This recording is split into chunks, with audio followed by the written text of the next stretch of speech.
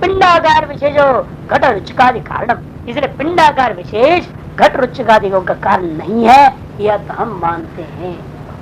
लेकिन असित तो मृत स्वर्णादि द्रव्य घट रुचिकादि न जायते, किंतु मृत स्वर्णादियों को ही त्याग दोगे तो घट रुचिकादि बन ही नहीं सकते।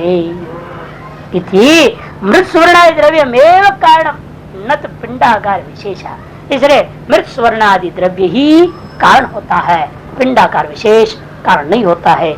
यह निष्कर्ष निकला।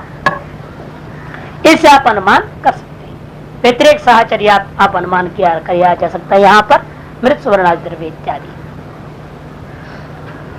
अच्छा, मृदाद्यव घटादि कारणम सर्वमी कारणम कार्यम उत्पादयत पूर्वोत्पन्न से आत्मकार्य से तिरोधान कुर्वत कार्यांतरम उत्पादित। क्योंकि कोई भी कारण इस संसार में आप ढूंढ के देख लीजिएगा, वो क्या करता है, वो कारण वह एक कार्य को उत्पन्न करता है, फिर उस कार्य को तिरोधान करके अगले कार्य को पैदा करता। कार्य से कार्यांतर उत्पत्ति, आप जो एक स्वरूप से दूसरे स्वरूप, पहले मृत्यु का पिंडाकार हुआ, पिंडाकार से घटाकार को हुआ, तो उस समय क्या हुआ, पिंडाकार को मर्दन करके घटाकार को हो रहा है, कौन, वो मृत्यु का ही होता है। इसलिए कहते सर्वम ही कारण का नियम है, कार्य को उत्पादन करते हुए वो करता क्या है, पूर्वोत्पन्न, पूर्व में उत्पन्न जो आत्म कार्य से, आत्मनिष्ठ कार्य में उसी मृतिका में जो पिंडाकार कार्य का तिरोधान कुर्वत, तिरोधान करते हुए कार्यांतरम मान घटादि कार्यांतरम उत्पादित उत्पन्न करता है। एक कारण युगपद अनेक कार्य विरोधा, क्योंकि एक कारण में अनेक कारण कार्य नहीं हो सकता। मृतिका में पिंड भी है, घट भी है, सारा एक साथ है, ये हो नहीं सकता। मृतिका जब पिंडाकार रहेगा तो घटाकार नहीं हो सकता, जो घटाकार बन गया अब पिंडाकार नहीं हो सकता। इसीलिए कहते हैं पूरे कार्योपमर्दे, इसी क्या हुआ, एकस्मिन् कारण में युगपद अनेक कार्य विरोधा न च पूर्व कार्योपमर्दे कारण से स्वात्मोपमर्द भवति। इन्हें भी ध्यान रखना, एक कार्य को उपमर्दन करके उसे स्वरूपांतर को पैदा जब करते रहो तब मृतिका का अपना स्वरूप ही नष्ट हो जाएगा, ऐसा नहीं हो सकता। का पूर्व कार्य उपमर्दे मैंने पिंडाकार को उपमर्दन हो गया, घटाकार की उत्पत्ति हो रही है, उस स्थिति में कारण का ही उपमर्दन हो गया, ऐसा न भवती, नहीं हो सकता। तस्मात् पिंडादि उपमर्दे कार्योत्पत्ति दर्शनम अहेतु हो प्रागुत्पत्ति कारण सत्य है। इसलिए पिंडादि को उपमर्दन को देख करके कार्योत्पत्ति का देखने के मात्र से ही आप किसी कार्योत्पत्ति दर्शन को उत्पत्ति से पहले कारण के असत्य के प्रति आप हेतु के प्रदर्शन नहीं कर सकते। उत्पत्ति पूर्व अभावित्वात्, ये उत्पत्ति के पूर्व में ये था नहीं, असत्वात्, इसलिए कारण क्या है, असत्य, ये उसका अनुमान नहीं हो सकता। तस्मात् पिंडादि मर्दे कार्योत्पत्ति दर्शनम कारण उत्पन्न में आ रहा है चिन्ह, बाद में खंडन करेंगे। कारण वृत्ति में भी अनुवृत्ति दिखाई दे रहा है और पिंडादि का निवृत्त, पिंड से अव्यतिरिक यथा मृत्यु, घट से भी तो वही कहाँ रह गया, एक दिन बड़ा उम्र वाला हो गया ना वो।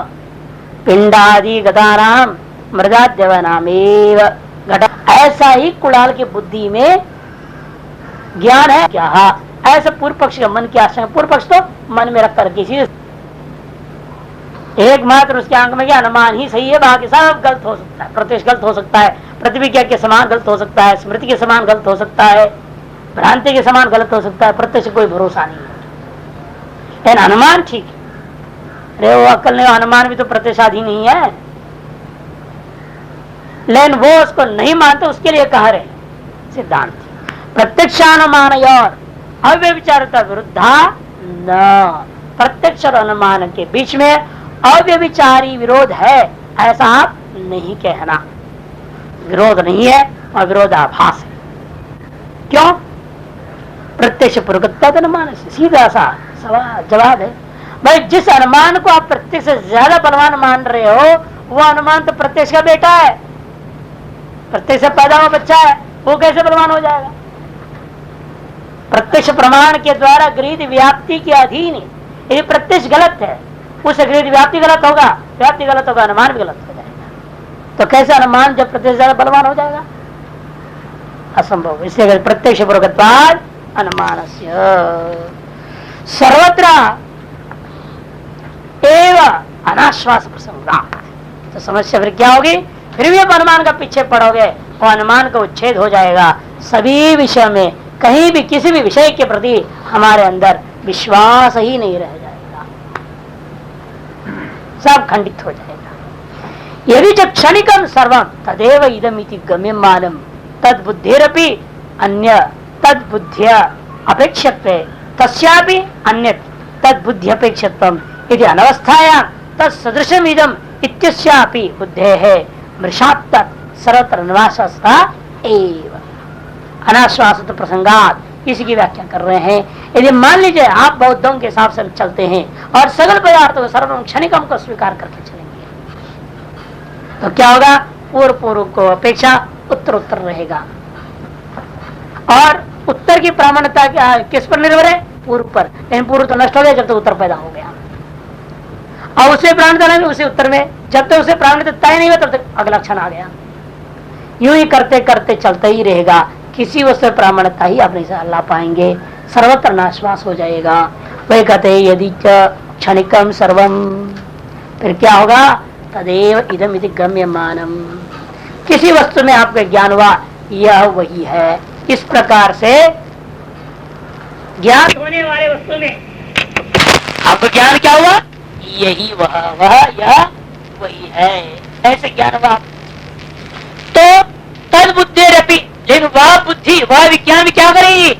अन्य तद बुद्धि अपेक्षित में एक दूसरा तत्सदृश बुद्धि की अपेक्षा करेगी, यह वही है। एक ज्ञान हुआ, फिर वो क्या करेगा? यह वही है ऐसा दूसरे ज्ञान की अपेक्षा, और वो यह वही है ऐसे तीसरे ज्ञान की अपेक्षा करेगा। तो इस तरह से प्रत्येक वस्तु क्षणिक होने से कोई वस्तु की अपनी प्रामाण्यता का सिद्ध होने से पहले वो नष्ट हो जाएगा, तो उसकी प्रामाण्यता दूसरे की अपेक्षा करेगा, तो वो दूसरे तो प्रामाण्यता सिद्ध हो ही नहीं पाएगा किसी भी। इसी प्रकार करें तस्यापि अन्य तद्बुद्धि अपेक्षितम इति अनवस्थायाम, ऐसे अनवस्था हो जाने पर तद सदृशम इदम इत्यादि सादृश्य बुद्धि में मैं यही कहूंगा, जैसे क्षणिक बुद्धि में सादृश्य बुद्धि में कहूंगा, उसके सदृश यह और यह, फिर उसी के सदृशता के लिए फिर उत्तरवर्ती ज्ञान की अपेक्षा होगी। तद सदृशम इदम इत्यादि बुद्धे मृषात्मात्, बुद्धे मृषात्मात् सर्वत्र नाश होगा, सर्वत्र जो है अविश्वासता ही हो जाएगी किसी भी विषय में। तैदम बुद्धि और भी कर्तृभाव संबंध न पड़ते हैं। और दूसरी बात, वो कर्ता भी क्षणिक है या नहीं? जो बुद्धि को प्राप्त कर रहा है, ज्ञान को पैदा कर रहा है, इधर ज्ञान को प्राप्त करने वाला वह नित्य की क्षणिक है। बताओ, यदि वो क्षणिक हो जाए, ये सर्व क्षणिक, तो कर्ता को भी क्षणिक मानना पड़ेगा आपको। फिर कर्ता भी क्षणिक, तो ज्ञान किसको? तदिदम बुद्धि और भी कर्तृभाव है। तदिदम वाली जो बुद्धि है, इनका भी कोई स्थायी कर्ता नहीं मानोगे, संबंध ही अनुभव करते हैं कि जिसने पहला क्षणिक विज्ञान को जिस कर्ता ने अनुभव किया, अगले क्षणिक विज्ञान को वही कर्ता अनुभव नहीं कर सकता, वो तो रहेगा नहीं। वो भी क्षणिक है ना, कर्ता भी, विज्ञान भी क्षणिक है, वो कर्ता भी क्षणिक है, तो दोनों नष्ट हो गए। तो अगला विज्ञान, अगला कर्ता जो आ गया है, उसको पिछले विज्ञान पिछले कर्तृत्व में बोध ही नहीं रहेगा। तो इन दोनों का संबंध कौन जोड़ेगा? जोड़ सकेगा? यदि जो कल आप थे आज आप वो नहीं है, अर्थात वो नष्ट हो गया, अब एक दूसरा आ गया, तो कल का पढ़ा हुआ आप करते दोबारा से शुरू करो, और रोज रोज दोबारा से शुरू होता, रोज उतनी समय में उतनी होनी है, जात होना ही नहीं, तो किसी भी से ग्रंथ पूरा ही नहीं हो पाएगा, पढ़ाई पूरी नहीं कर सकते। एक कर्ता भिन्न हो जाए, जैसे कर्ता ज्ञान क्षणिक है, कर्ता भी क्षणिक होकर नष्ट हो जाता है, तो उत्तरवर्ती क्षण विज्ञान के साथ उत्पन्न जो करता हुआ भी दूसरा ही हो जाएगा, पूर्वोत्तर संबंध ही उत्पन्न नहीं होगा, तो पौर्वा पर यह आलोचना नहीं हो सकती है, विचार नहीं हो सकेगा, संबंधाभावात, तो फिर किसी भी वस्तु का वास्तविक ज्ञान ही नहीं होगा। सादृश्यात संबंध चिन्ह, अरे कहते वो भी सादृश्यता हो जाएगा। उनका दृष्टांत क्या है? वो वासना है, वो प्रवाह करती है। जैसे कहते हैं कि भाई वो अलग अलग होने पर भी वासना चली जाएगी, खिंच जाएगी। कहते मान लो आपने कोई सेंट रख दिया या कोई कस्तूरी रख दिया या आपके फिनाइल की गोली रख दी, ठीक है, नीचे रख दो, उस 100 कपड़े रख दो, कुछ दिनों के बाद क्या देखोगे, ऊपर वाले कपड़े में भी वो गंध रहता है, जब उसके साथ कोई संबंध नहीं, वो ऊपर है, यहाँ से वो कैसे पहुंच गया, एक से दूसरा, दूसरा तीसरा, और दूसरे एक से असंबद्ध है, ये अलग है, वो अलग, वो अलग, वो अलग, सब अलग अलग है, फिर भी अंत वाले में वो पहुंच जाता है। उसी प्रकार से पूर्व नष्ट हो जाने पर में क्या होता जाएगा, वासना चलती रही, उसी के आधार पर सादृश्यता ग्रहण होगा, उस सादृश्यता को लेकर के पूर्वापर समन्वय बन सकता है, चिंतन हो सकता है।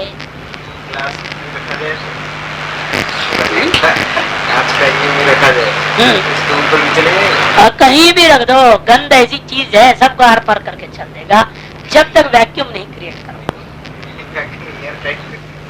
एयर टाइट करने पर भी धीरे धीरे समय लगता है इस चीज को निकलने में, बस इतना ही। इसलिए आप कुछ समय के बाद एयर टाइट वाले पे निकाल दीजिए, उसके बाद देखो उसके अंदर गंध रहेगा, कहाँ गया? आप कहेंगे दूसरे में नहीं गया, चलो मान लेता हूँ, उसके अंदर तो रहना चाहिए, तो फिर तो सभी चीज, उसका मतलब क्या है, ट्रांसफॉर्मेशन इज टेकिंग प्लेस। वहां पे कुछ फर्क पड़ा है, कहीं ना कहीं तो गया, और लोप हो गया ना, लोप हुआ तो कहीं तो गया है, वो निकलता ही है। इसलिए जो भी क्षणिक होता है वह किसी भी वस्तु के ऊपर से संबंध कर स्थिरता पूर्वक विचार विवेक का विषय नहीं बन सकता, सादृश्यता भी ग्रहण नहीं हो सकता। तद इदम बुद्धियो इतरेतर विषय तरपत्य है कि जो तदिदम बुद्धि है वो इतरेतर का विषय नहीं हो सकता। असत्य जो इतरेतर विषयत्व सादृश्य ग्रहण अनुपत्ति, और जब तक इतरेतर विषय नहीं होते हैं तब तक सादृश्य ग्रहण भी नहीं हो सकता। जब तदिदम को भीन कर दिया आपने, जो इदम था और बाद जो तद था वह विदम और का वही है, ग्रहण करने के लिए भी दोनों का संबंध मानना पड़ेगा। यदि वो क्षण नष्ट होने के बाद यह क्षणिक उत्पन्न हुआ है, दोनों का संबंध जब तक नहीं होगा तथा तदिदम का संबंध ग्रहण नहीं होता, तो यह सादृश्यता भी ग्रहण कैसे करोगे? और उसको ग्रहण करने वाला कोई दूसरा, वो तो नित्य हो, 2 क्षण में रहने वाला, तब भी ग्रहण हो सकता है। चलो तद नष्ट हो गया, कोई बात नहीं, इदम अभी है, लेकिन जो तत् मैंने पहले अनुभव किया था उसके सदृश यह इदम जो मैं कर रहा हूँ वह सदृश है, ये तभी ग्रहण हो सकता है जब दोनों का कर्ता ज्ञाता मनता एक हो। जो कर्ता क्षणिक जब आपने कह दिया तो सादृश्य ग्रहण कौन करेगा? जब तत्व के अनुभव करने वाला वह तत्कर्ता भी नष्ट हो गया तत्व के साथ ही, तो इदम को अनुभव करने का इदम कर्ता उसे भिन्न होने के नाते असंबद्ध है, तो अनुभव कैसे कर सकता है? तो सादृश्य कैसे ग्रहण करेगा? कदापि नहीं हो सकता। इसलिए कहते हैं यह परिकल्पना मात्र ही है, असत्य चैत्र विषयत्व सादृश्य ग्रहण अनुपपत्ति ही। असत्य सादृश्य तद्बुद्धि रीति चेत, कहता है पूर्व पक्षी, अरे सादृश्य ना भी हो फिर भी तद्बुद्धि हो जाती है, वो आया है ऐसे बोध हो जाएगा, न वो तो भ्रांति है। सादृश्यता न रहने पर भी तदिदम करके सोहम कर ग्रहण भी करेगा बिना सादृश्यता, वो क्या होगा? वो भ्रांति होगा। जैसे कई बार दूर से आपने किसी को देखा, उसने आपको पुकारा और देखते नजदीक जाने का दूसरा है, तो तदिदम करके जो हुई थी सादृश्यता का ज्ञान, और सादृश्य में भी तदिदम जो बुद्धि हो गई थी वो क्या है? आप स्वयं निश्चय कर लेते हो यह भ्रांति है। ठीक उसी प्रकार यहाँ पर भी यदि असादृश्य में तद्बुद्धि हो गई है, इसका मतलब भ्रांति होगी ही। इसलिए कहते हैं असादृश्य असत्य भी सादृश्य तद्बुद्धि न तदिदम बुद्धि, और भी सादृश्य बुद्धिवद असदृश्य प्रसंगा आ गया ना? क्या होगा? क्या तद इदम बुद्धि, दोनों बुद्धि कैसे है? जिसकी आप सादृश्यता मान रहे हो, जैसा सादृश्य असत्य है वैसे तदिदम बुद्धि भी असत्य हो जाएगी। तदिदम बुद्धि और भी सादृश्य बुद्धि होता असत विषय प्रसंगात, असत विषय में सर्वबुद्धि न वस्तु। कहते वाह बहुत अच्छा हुआ, ये शास्त्रार्थ के माध्यम से आप भी शून्यवाद की ओर आ रहे हो, शाबाशी है आपको। क्यों? क्योंकि हम तो ये चाहते ही थे, असत विषय में सर्वबुद्धि नाम सगल बुद्धि असत विषय की हो गए कि सर्वम क्षणिकम सर्वम असत एवं शून्यमेव, यही मेरा मत था, इसलिए उचित ही सिद्ध हो गया। यदि चिन्ह तो सिद्धांत कहते नहीं, मत खुशी मत बना। अभी दिवाली बहुत दूर है। बुद्धि बुद्धि रवि असत विषय प्रसंगा, बुद्धि बुद्धि रवि असत विषय प्रसंगा। बुद्धि का भी जो बुद्धि हुई है आपको, आप जो कहे ना सर्वम क्षणिकम सर्वम शून्यम, ऐसी बुद्धि मेरे को हो गई है, वह बुद्धि भी तो क्षणिक ही होगी। इदम सर्वम क्षणिकम, ऐसा जो ज्ञान है, क्षणिकत्व का ज्ञान का भी ज्ञान हो ना आपको, जिसके हमारे आप खुशी हो रहे हो कि मेरा सिद्धांत सिद्ध हो गया करके, वो जो ज्ञान है वो भी तो क्षणिक है, वो भी शून्य रूप है, असत रूप है। इसलिए कहते हैं कि बुद्धि बुद्धेरपि असत विषय प्रसंगा तदपि अस्तु। और पक्षी कहता है ठीक है, जय जयकार हो, क्योंकि हम तो चाहते ही वो भी सर्वम कोटि में ही है। ज्ञान का ज्ञान, ज्ञान का ज्ञान, ज्ञान का ज्ञान, जो भी ज्ञान, सर्व ज्ञान क्या है? शून्य। तदपि अस्तु चिन्ह, ऐसा नहीं हो सकता। सर्वबुद्धि नाम ऋषात्व, असत्य बुद्धि अनुपत्य है। असत्य बुद्धि को तो सत्य मान रहे हो ना तुम। सर्वम शून्य में बुद्धि सत्य है या नहीं? तुम्हारा दर्शन है या नहीं है? कि तुम्हारा दर्शन भी असत है तो तुम भी असत है, बुद्ध भी असत है, क्यों नहीं बोलते हैं? बुद्ध सत्य है। अरे कोई तो कोई सत्य मान लिया तुमने, बात चौपट हो गया। फिर सर्वम शून्यम कहाँ रह गया? सर्वम के अंदर तुम्हारा बुद्ध भगवान नहीं है क्या? फिर वो भी असत हो जाएगा, वो भी क्षणिक है। नहीं, वो तो सत्य है। फिर आ गया ना, कहीं ना कहीं आपको सत्य मानना ही पड़ा, बिना सत्य को माने व्यवस्था दे नहीं सकते हो। इसे इदम सर्वम क्षणिकम सर्वबुद्धि नाम मृषा तस्माद नहीं, सर्वबुद्धि नाम मृषात्व, इस सकल बुद्धियों को ज्ञानों को मृषा मान लोगे, मिथ्या मानोगे, असत्य बुद्धि अनुपत्य है। यह बुद्धि असत्य बुद्धि है। ऐसा जो बुद्धि हुई है वह बुद्धि उपपन्न नहीं हो सकता, वह ज्ञान नहीं हो सकता। असत्यता का जो ज्ञान हो रखा है वह भी असत्य है, तो फिर उसका असत्य तक ज्ञान कौन करेगा? वह हो ही नहीं सकेगा। तस्मात् असद एतत् सादृश्यात् तद्बुद्धि, इसलिए ये जो आपकी परिकल्पना है सादृश्यात् बुद्धि होती है, यह असत्य है। अतः सिद्ध प्राक कार्योत्पत्ति कारण सद्भाव, इसलिए सिद्ध हो गया कार्योत्पत्ति से पहले अवश्य ही कारण था। कार्य से अभिव्यक्ति लिंगत्वात्, और दूसरा हेतु भी है, कार्य के अभिव्यक्ति का साधनभूत कारण है, अभिव्यक्ति का कल्पक है, वो नहीं है फिर कार्य की अभिव्यक्ति नहीं हो सकती। इसलिए भी कारण का अस्तित्व मानना होगा। कार्य से अभिव्यक्ति लिंगत्वात्, कार्य से सद्भाव प्रागुत्पत्ति सिद्ध, क्योंकि केवल कारण ही पहले है, इतनी बात नहीं, कार्य भी पहले से। अब तक क्या सिद्ध कर रहे हैं? उत्पत्ति से पहले कारण सिद्ध, ये तो सिद्ध हो गया। और अब उत्पत्ति से पहले कार्य भी था, यदि ना होता तो अभिव्यक्त कैसे होगा? जिस बीज में कोई वृक्ष ही नहीं है उस बीज से वृक्ष अभिव्यक्त नहीं हो सकता है ना? जिस बीज में जो वृक्ष निहित है वही वृक्ष उस बीज से प्रकट होता है। इसे कार्य का यदि आप अभिव्यक्ति मान रहे हो, उस अभिव्यक्ति के कारण से आपको कार्य भी पहले था। कैसे था?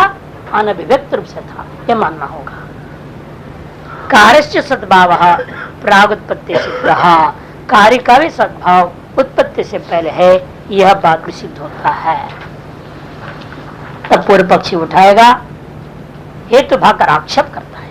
आपके अनुमान है प्राग उत्पत्ति है, कार्य कार्यम सत्य, उत्पत्ति से पहले कार्य क्या था? सत्य था। क्यों? अभिव्यक्त था। अब क्या हो गया? अभिव्यक्त हो गया है, यही प्रमाण है। अभिव्यक्ति लिंगत्वात् का ना, इसलिए अभिव्यक्ति को हेतु बनाना पड़ेगा। कार्यम सत्य, उत्पत्ति पूर्व सत्य भवति। क्यों? अभिव्यक्ति लिंगत्वात्, अभिव्यक्तत्वात्, अभिव्यक्तिकत्वात्। यथा मृत्तिकायां घटादि, यदि मृत्तिका में घट नहीं होता, यथा बीज वृक्ष, यदि बीज में वृक्ष नहीं होता फिर बाद वृक्ष अभिव्यक्त नहीं हो सकता। अतएव बाद में वृक्ष की अभिव्यक्ति को देखते हुए मानना पड़ता है कि बीज में वृक्ष जरूर है। इसी प्रकार कार्य रूप जगत अभिव्यक्त हुआ है, इसका मतलब है निश्चित रूप से यह कार्यात्मक जगत पहले उसमें विद्यमान था। उसी पर विचार करें। कथम अभिव्यक्ति लिंगत्वात् अभिव्यक्ति लिंगम कथम, उसकी व्याख्या कर रहे हैं। वो चित्रा ही बोला ये कैसे हो सकता है, कहते ऐसा है देखो अभिव्यक्ति लिंगत्वात्, इसका मतलब क्या, अभिव्यक्ति लिंगम अस्य, अभिव्यक्ति ही लिंग है इसका, कार्य के, इसका माने क्या, कार्य का उत्पत्ति से पूर्व में सत्व के प्रति, कार्य से उत्पत्ति पूर्व सत्वम भवति इत्येतद् विषये अभिव्यक्तिरेव लिंग। कार्य जो है उत्पत्ति से पहले भी था, इस विषय में अभिव्यक्ति ही लिंग है। अभिव्यक्ति क्या है, अभिव्यक्ति साक्षात विज्ञान आलम्बनत्व प्राप्ति, साक्षात विज्ञान का विषयत्व प्राप्त हो जाना ही अभिव्यक्ति। घट अभिव्यक्त हो गया, इसका मतलब क्या, अयं घट इत्यादि से प्रत्यक्ष का विषय हो गया। अयं घट इत्याकार प्रत्यक्ष ज्ञान का विषयत्व की प्राप्ति हो जाना ही घट की अभिव्यक्ति है। नहीं घट अभिव्यक्त ही नहीं हुआ, तब तक हम घट की अभिव्यक्ति नहीं मानेंगे जब तक अयम घट इत्याकार प्रत्यक्ष नहीं होता। अयम घट इत्याकार प्रत्यक्ष हो गया, इसका मतलब क्या, घट अभिव्यक्त हो गया है। अभिव्यक्त हो गया तब ना प्रत्यक्ष हुआ। इसलिए कहते हैं साक्षात विज्ञान का आलंबनत्व में विषयत्व की प्राप्ति हो जाने का नाम ही अभिव्यक्ति है। साक्षात विज्ञान आलंबनत्व प्राप्ति रेव अभिव्यक्ति। यद्य लोके प्रावृतम तमादिन घटादि वस्तु तद आलोकादिन प्रावण तिरस्कारेण विज्ञान विषयत्वं प्राप्तवत प्राक सद्भावम न व्यभिचरति। जैसे दृष्टांत साधारण देकर बोल रहे हैं, लोक में आप देखते हो अंधकार में कोई घड़ा रखा हुआ है, पहले से आप कहेंगे मालूम नहीं कहाँ है, पता है नहीं, घट को खोजा नहीं मिला, फिर बाद में प्रकाश आ गया, लाइट आ गया तो सामने दिखाई दिया। अब वो क्या हो गया, घट पहले था किंतु वो अनभिव्यक्त था, अब प्रकाश के कारण से प्रत्यक्ष ज्ञान का विषय हो गया, तो हम क्या कहेंगे, घट अभिव्यक्त हो गया। ऐसे लोग व्यवहार होता है। इसलिए जब ज्ञान का विषयत्व को प्राप्त हो जाए जो वस्तु, उस वस्तु को हम कहेंगे अभिव्यक्त हो गया। इसलिए लोके परावृत मैंने ढका हुआ, किससे, तमा आदि ना, अंधकार आदि के द्वारा। किसको ढका हुआ है भाई, अंधकार आदि के द्वारा ढक दिया गया, घटादियों को। वह वस्तु तद आलोक आदि ना, घटावच्छिन्न जब आलोक आ गया, प्रकाश अन्यत्र तो फायदा नहीं ना।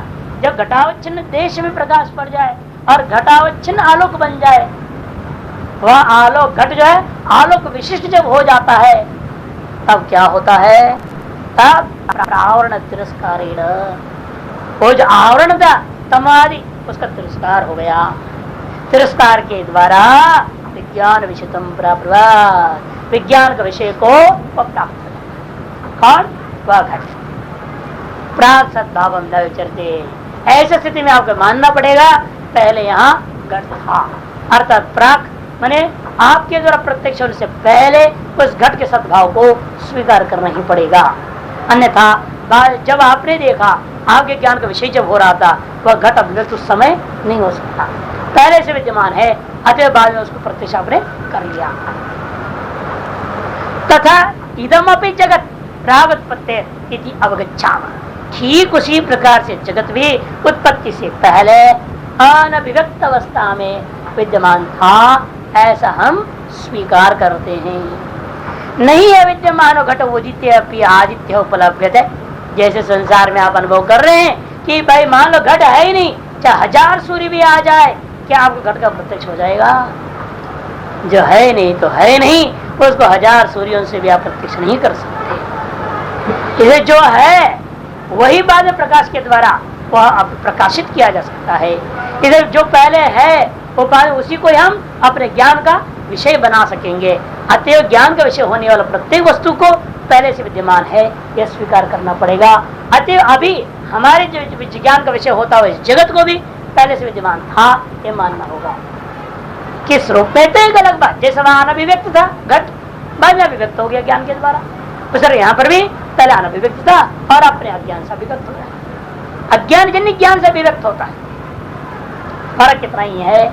वहां ज्ञान से अभिव्यक्त हो गया, सीधा बोल देते हैं। हम यहाँ पर इतना ही कहेंगे, अज्ञान जन्य ज्ञान के द्वारा अभिव्यक्त होता है, सर्वबोध ज्ञान के द्वारा यह अभिव्यक्त भी मिथ्या हो जाता है, अनभिव्यक्त नहीं होता।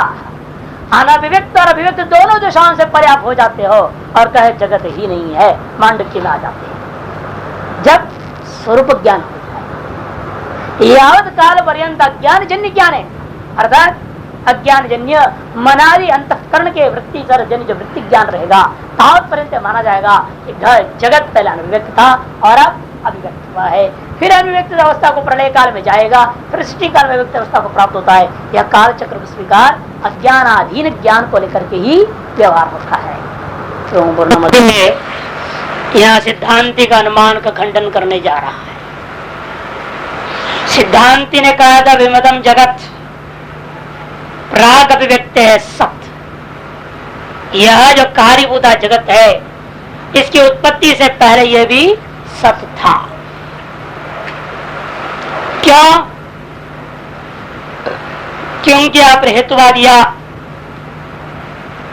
कि अभिव्यक्ति विषयता, अभिव्यक्ति का विषय होने से यद्यद् विवेच्यत है तत्तत् प्राक् सत् भवति। जो जो अभिव्यक्त हुआ करता है वह अवश्य ही पहले विद्यमान होता है। इसलिए उपलब्धि का हेतु क्या है?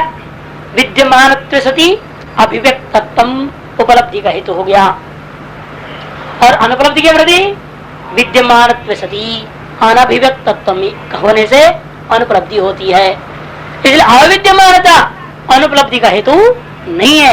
ये सिद्धांत आपने पूर्व पक्ष का खंडन कर दिए थे। पूर्व पक्ष ने कहा था अविद्यमानता अनुपलब्धि, तब सिद्धांत कहते नहीं, अनुपलब्धि का हेतु अविद्यमानता नहीं अनभिव्यक्तिता है। विद्यमानता तो उपलब्धि और अनुपलब्धि दोनों में समान है।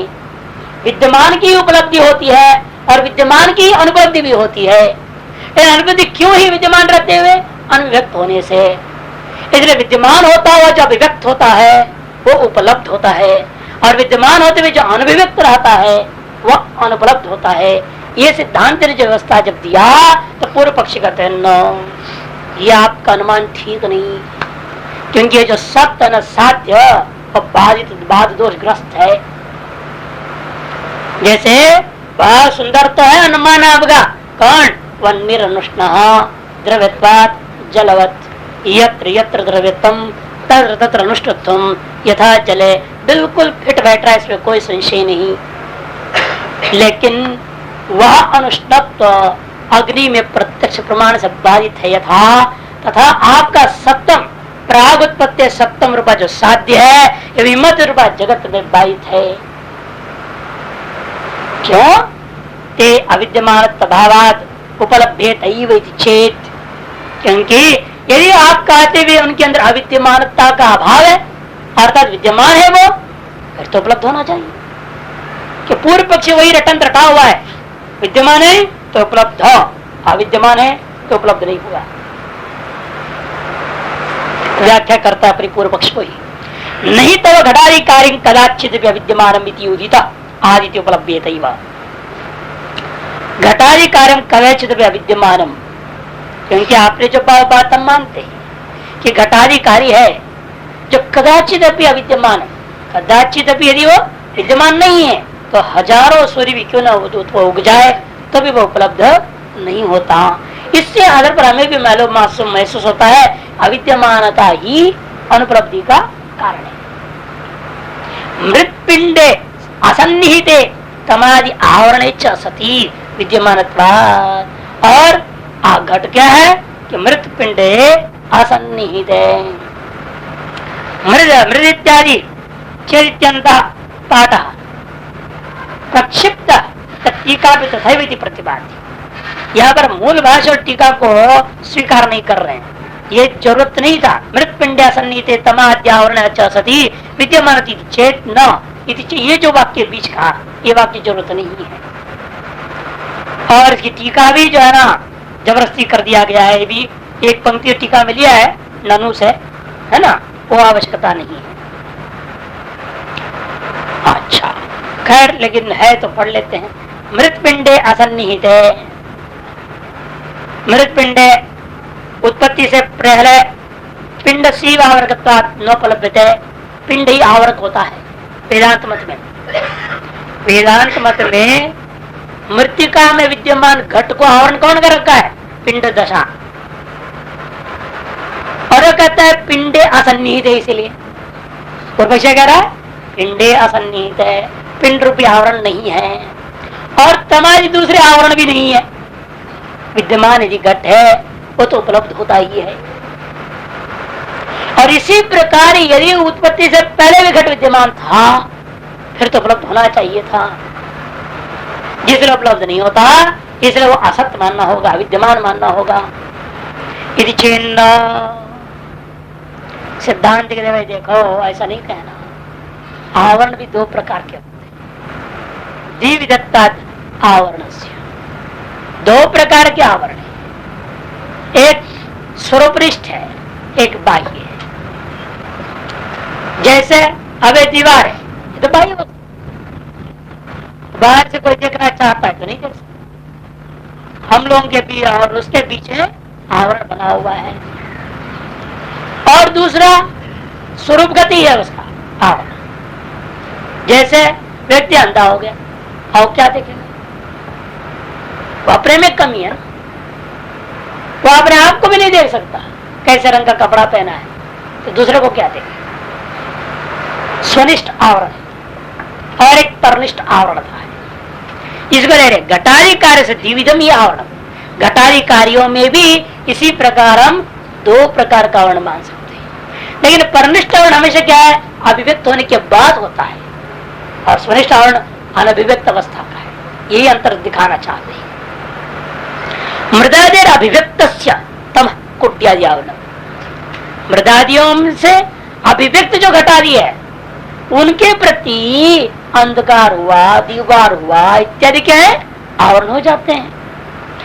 प्रांग मृद अभिव्यक्त, मृतिका से अभिव्यक्त होने से पहले मृदाद्य अवयवानाम पिंडादि कार्यांतर रूपेण संस्थान, मृदादि के अवयव ही मानो उस घट के प्रति आवरण है, अथवा पिंडादि कार्यांतर रूप से जो अवस्थिति है वो अवस्थाएं जो है वही आवरण है।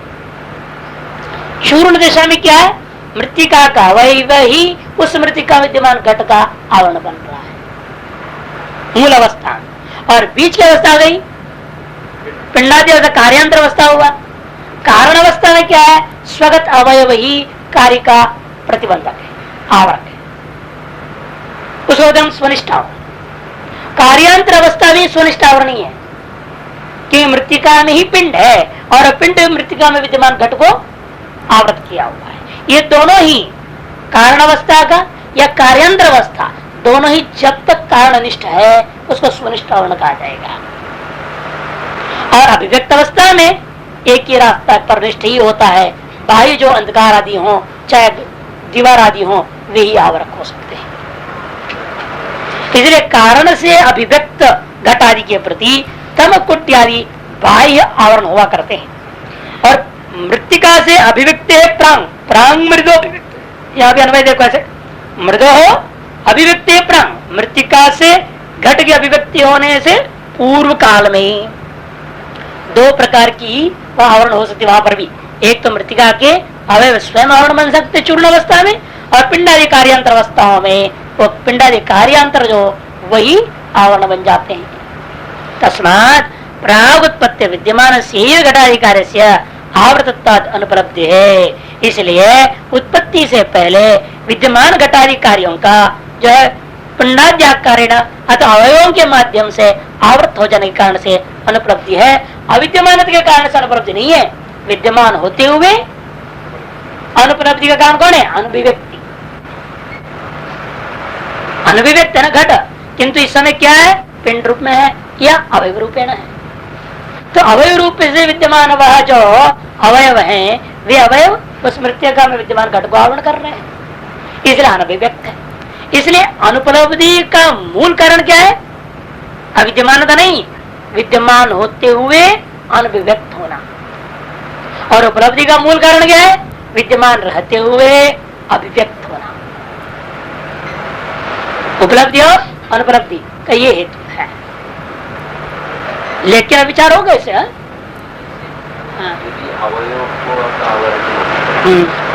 अवय रूपे नहीं देख रहे हैं फिर तो आपके लिए घट है ही नहीं। घट अव्यक्त कहाँ है? आप जिस चीज को जैसा जो देखोगे वो चीज आपके लिए वैसा ही है ना। हाँ।